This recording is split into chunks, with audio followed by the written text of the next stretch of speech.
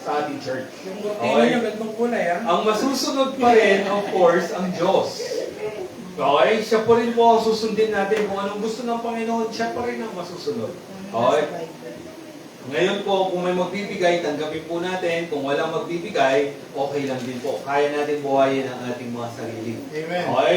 Pagsikapan po natin na tayo po ay patuloy na mag-provide sa ating pangangailangan dito sa church po natin. Okay? Hindi po tayo asa sa iba. Pero kung may tutulong, may magbibigay, magsusupport, tanggap ng walang kapalit. Yes, walang kapalit. Okay? Then, yun po ang ating gagayahin, si Apostle Paul. Next. Okay? Ito na po. To walk worthy, karapat-dapat. Maglakad tayo ng karapat-dapat o the vocation. Ano ibig sabihin ng vocation? A strong calling to do what God purposed for us, wherewith we are called. So meron po tayo, maglakad po tayo na nararapat, okay, ayon sa tawag ng Diyos para sa ating buhay. Okay, tinawag po tayo ng Diyos para po sa ating buhay. Ephesians chapter 4, let's open. Ephesians chapter 4, verse 1 to 3. Okay, Ephesians chapter 4, verse 1 to 3. Nakakasama ako. Amen. Okay. Ephesians chapter 4, verse 1 na lang muna tayo. Verse 1. Verse 1, pakibasa po. Ready? Read.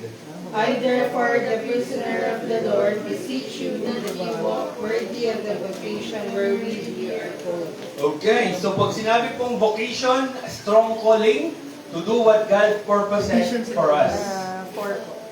Okay? So tayo po ay susunod or tayo po ay maglalakad ng naayon sa kung paano tayo tinawag ng Panginoon. Okay? Verse 2. Okay? Habang tayo ay tinawag ng Panginoon, habang ginagawa natin yung tawag sa atin ng Panginoon, verse 2, ito ang ating pag-uugali. Ready? Read. With all lowliness and meekness and long-suffering, forgiving one another in love. Okay. So tayo ay, habang tayo ay sinusunod yung tawag sa atin ng Panginoon, sinusunod natin to ng merong kababaan ng loob. Lowliness. Okay? Meekness. Pag sinabi pong meekness, pagiging marahan. Okay? Malumanay. Ayan. Pag sinabi pong long suffering, mahabang pagpapasensya. Mahabang pagtitiis. Okay? Meron po dapat tayo niyan. Mahabang pagtitiis. Tulad po niyan, mainit. Okay? Mainit ang panahon. So, syempre, pagtitiisan mo. Okay? Ganun po ang long suffering. Na yung kapitbahay ninyo na naninira sa'yo, no? Huwag mong tatagayin. Huwag mong ahagis. Ahagis ng granada na. Okay? Mayroong long suffering. Okay? Long suffering po dapat ang meron tayo. Okay? Forbearing. Pag sinabi pong forbearing, okay? Pag sinabi pong forbearing, ito yan. Tayo po ay susunod sa calling ng ating Panginoon with all lowliness, with meekness, pagiging mahinahon. Okay? Then, ang sabi dito, long suffering, forbearing. Pag sinabi pong forbearing is pagpipigil ng masamang binabalak o plano. Okay? Yan na. Pagpipigil ng masamang binabalak. Oo, kayong dalawa ni Kuya Arnold. Partner pa naman kayo. Okay? Forbearing po, no? Forbearing. Pagpipigil ng masamang binabalak. Okay? Pag may nakasakit sa'yo, yung iniisip mong masama sa kanya, tigilan mo. Okay? That is forbear. Okay? Yung imbis na susuktukin mo siya, tigilan mo. Okay? Kahit naiinis ka. Bigyan mo ng tinapay. Alagyan mo na lang yung maglagay ng dara. Wala. Tinapay daw na may granada yung loob. Okay. Sige naman, di ba? Pag binatukan ng bato, batuhin mo ng tinapay. Nakalagay sa garapon yung tinapay. Parang basag na bote sa... Ayan, nandiyan yung tinapay. Kunin mo na lang. Okay, kung gano'n na, joke-joke lang po natin. Kailangan po natin mag-forbear. Okay? Next po is verse 3. Tuloy po natin. Okay, basa. Ready? Read. endeavoring. endeavoring to keep the unity of the Spirit in the bond of peace. Okay, so meron din po tayong endeavoring. Ano yung endeavoring, Pastor? Ang endeavoring po is pagtatrabaho. Okay, labor po yan. Okay, pagtatrabaho na makip po natin ang unity of the Spirit. Okay? Parang pinagsisikapan na. Parang pagsisikapan, yes, thank you bro. Yun ang right English ay Tagalog. Pagsikapan natin na panatiliin ang unity of the Spirit. Okay? Nagsisikap ang bawat isa sa atin. Okay? Hindi po tayo yung, hindi ko kaya yan, Pastor. Sila lang yung nakakaalam niyan. Sila lang may kaya niyan. Kaya nyo na yan? Hindi po ganun. Hindi po ganun.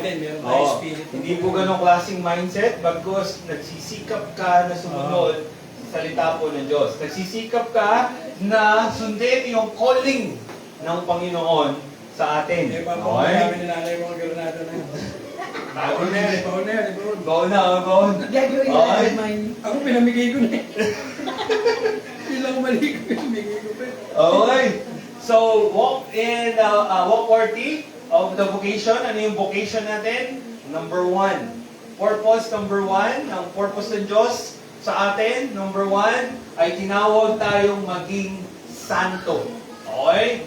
1 Corinthians, Romans chapter 1, verse 6 and 7. Romans chapter 1, verse 6 and 7. Romans chapter verse 6.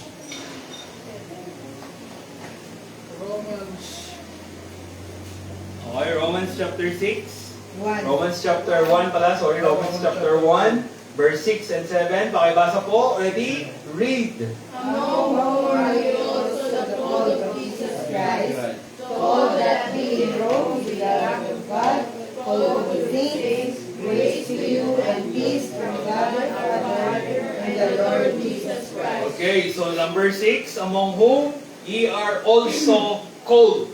Okay, so tinawag sa verse 6. Saan tayo tinawag? Sa verse 7.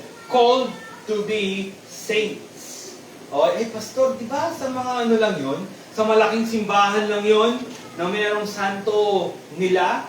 Santo Niño kasi yun eh. Santo Niño, santo nila. Di ba? Okay, then mayroong San Pablo, Santa Maria, di ba? Yun yun, Pastor. Hindi po. Okay. Yung santo na yon ay definition lamang yon ng tao at ng isang relihiyon. Okay? Pero yung santo po na sinasabi ng Biblia, ito po yung mga tinawag ng Diyos. Pag ikaw ay santo ng Biblia, ikaw ay tinawag ng Diyos. Paano ka tinawag ng Diyos? Okay? Tinawag ka ng Diyos nung ikaw ay naniwala sa ginawa ng ating Panginoong Yesus sa krus ng Kalbaryo. Okay? Nung ikaw ay nag-believe dun sa gospel, sa death, burial, and resurrection of our Lord Jesus Christ, tinawag ka na ngayon ng Diyos. Tinawag kang maging santo. Okay? 1 Corinthians chapter 1. Okay, 1 Corinthians chapter 1. 1 Corinthians chapter 1. Verse 2. Okay. Kanina, tinawag, no? Tinawag kay Kristo. Ito naman, ang isang description ng pagiging santo ng natin. Okay? Santo ng Biblia, hindi po santo ng relihiyon. Okay? Santo ng Biblia. Pakibasa? 1 Corinthians 1, verse 2. Ready? Read. Unto the church of God which is Corinth, them that are sanctified in Christ Jesus, called upon the name of Jesus Christ, our Lord, both theirs and ours. Okay, kanina tinawag sila kay Kristo. Ngayon sa verse 2, tinawag sila dahil sila ay sanctified. Okay, napag-usapan natin kanina about sanctification, no? Sanctified life. Pag sinabi pong sanctified, separated and cleansed. Okay, nilinis. So, ang mga santo po ay sanctified. Hiniwalay sila at nilinis sila ng Panginoon. Yun ang mga santo. Okay? Kaya po ito po yung pinag-aaralan namin every Wednesday. Okay? Titles of the believer. First title po natin is Saint. Okay? Dito po natin na pag-uusapan na saints are people, number 1, that are with the Lord. Okay? Ano yun? Sila ang mga santong na kay Kristo. Okay? Nasa Panginoon. Kasama ang Panginoon. Let's open. Jude. Jude chapter 1 verse 14.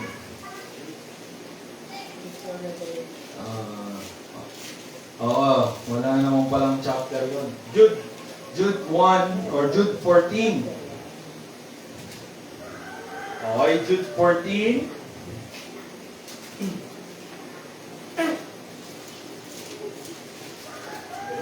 Ata si Ana? Si Ana ba yun? Okay. Jude 14 po. Wala na mong chapter yon, isang chapter lang. Okay, Jude 14. Pakibasa po. Ready?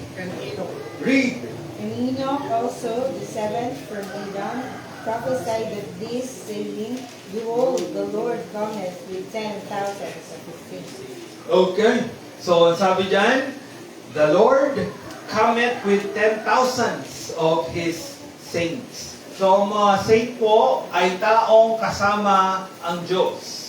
Okay, kasama ba natin ang Diyos ngayon? Yes po. Okay? Every day. Hanggang sa pagtulog natin mamayang gabi, hanggang sa paggising natin bukas sa umaga, kasama natin ang Panginoon. Bakit? Dahil nakatira ang Panginoon sa ating mga puso. Nakatira siya, kasama natin ang Panginoon. Pastor, kasama natin ang Panginoon pag tumataya tayo ng wedding? Opo, kasama mo ang Panginoon pag tumataya ka ng wedding. Kung magbibisyo na ako, kasama ko Jesus Pansation.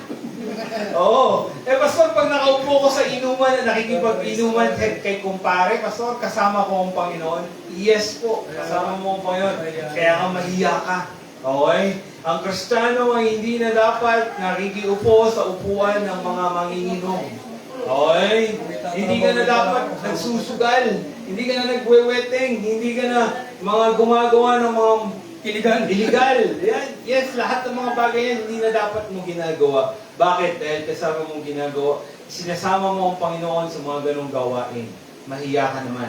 Okay? Next, 1 Thessalonians chapter 3. 1 Thessalonians chapter 3, verse 13.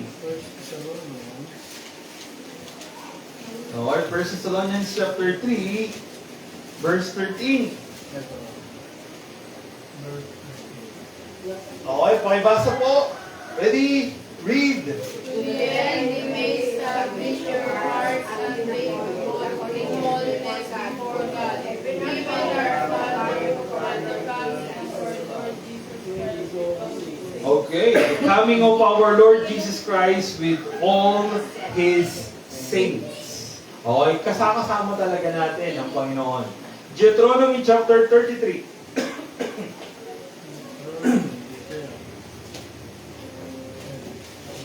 Okay, Deuteronomy chapter 33.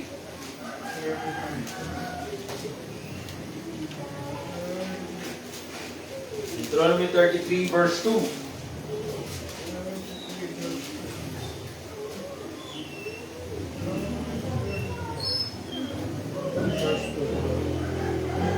Okay, basa po. Ready? Read.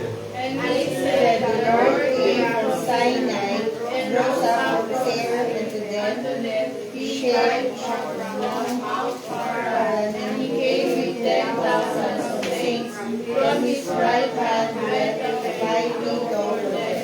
Okay, so nung bumaba ang ating Panginoong Yesus sa Mount Sinai, alam po natin siguro yung storya niyan, no? Okay, inutusan ng Panginoon si Moses na umakyat sa Mount Sinai para sila ay mag-usap. Okay? At ang Mount Sinai nung panahon ni Moses ay bumaba yung thick clouds, makapal na ulap. Binalutan niya yung Mount Sinai. Okay? Pumasok doon si Moses, okay, at nakipag-usap siya sa Panginoon, at nakita niya or naramdaman ni Moses ang presensya ng Panginoon during that time. Okay? At ang sabi diyan sa chapter 33 verse 2, kasama ng Panginoon ang 10,000 of His saints. Okay? Kaya nga po, ang Panginoon ay lagi niyang kasama ang mga Kristiyano or ang mga mananampalataya. Okay, Philippians chapter 1, verse 1. Okay, Philippians chapter 1, verse 1. So, ang Diyos po, or ang mga santo ng Diyos ay lagi niyang kasama. So, pag ikaw, Kristiyano, sabi mo mananampalataya ka, at nandun ka sa mga makasalanang lugar, or makasalanang pangyayari, kasama mo ang Panginoon. Okay? Okay, Philippians chapter 1, verse 1. Makibasa po. Ready? Read.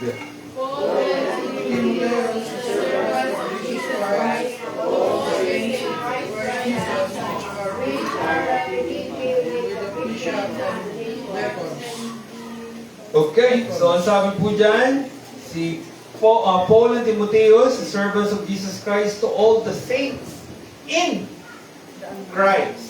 Okay? So ang santo po, alam talaga ng mga gadgets natin na oras na. Okay? Sige lang.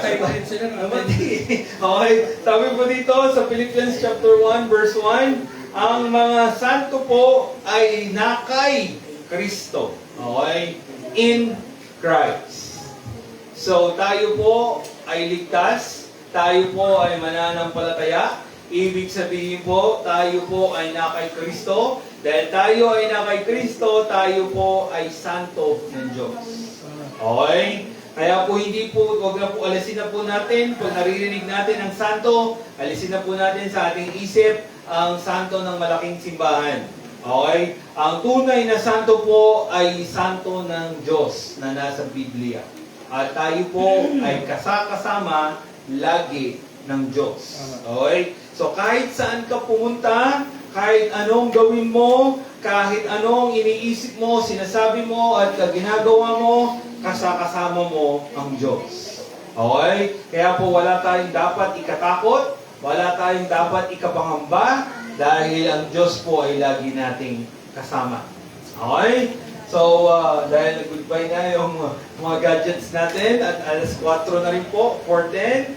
So, yun naman po ang ating mababahagi this afternoon. Sa susunod na linggo, itutuloy po natin kung sino nga ba yung mga santo ng Panginoon. Okay? Para po mas makilala natin ang ating mga sarili bilang isang santo ng Diyos. Okay? Number 1, the definition ng santo ng Diyos, kasama natin si Kristo kahit saan. Okay? Kahit kailan. Hindi po natin maaalis ang Diyos sa ating puso. Hindi po siya aalis sa atin bagkus siya po ay nakatira na sa atin. Simula nung nagbilib ka. Yes. Simula nung nagbilib ka, okay, simula po nung tayo naniwala kay Kristo, tayo po ay kasama na ng ating Panginoon. Okay? So tayo po ay tumayo. At niling ko po na magpaawit ng isa, si Kuya Arnold. Sige po. Okay, isa lang bro. First and last stanza lang po ang ating aawitin. First and last. First and last lang po, kaya lang mga pagkahanap nito mga 10 minutes. Diba, alam tayo agad ng kung nakikita natin, alam natin ang punta.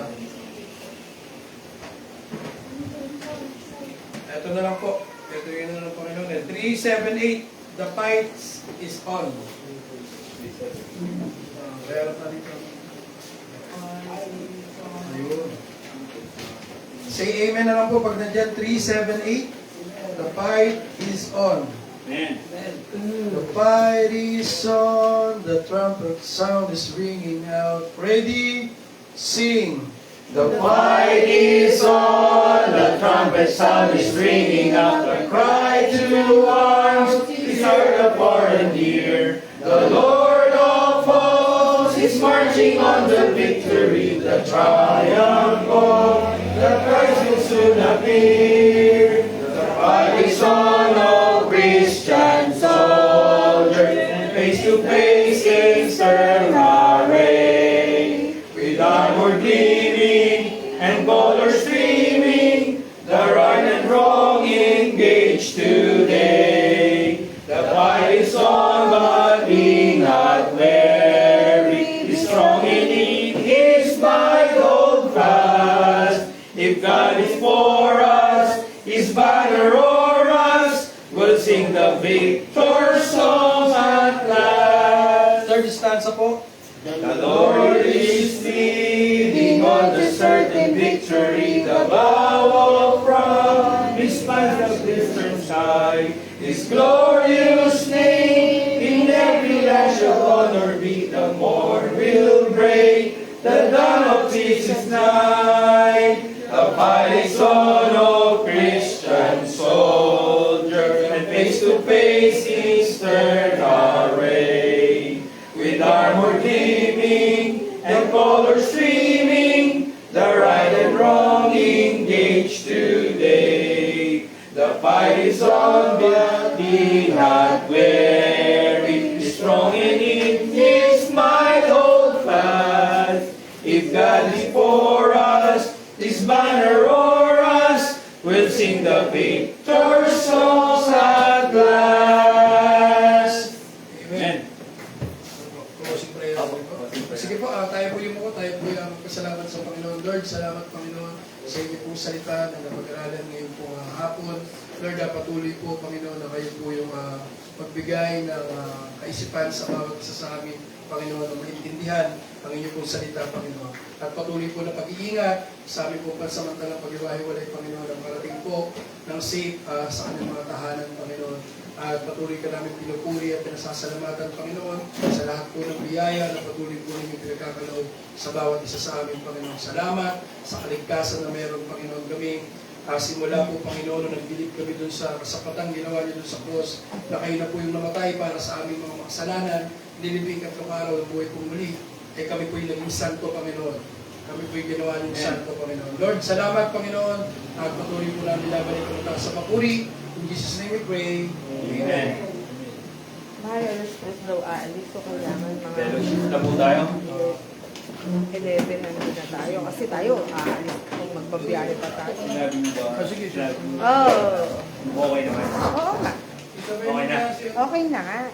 Okay na. O, Victor, okay naman na. Malakas ang pananampalataya ni Victor. Yan po, di ko rin kami si Isir. Sinabihan ko na rin si Joma. Sinabi ako na rin.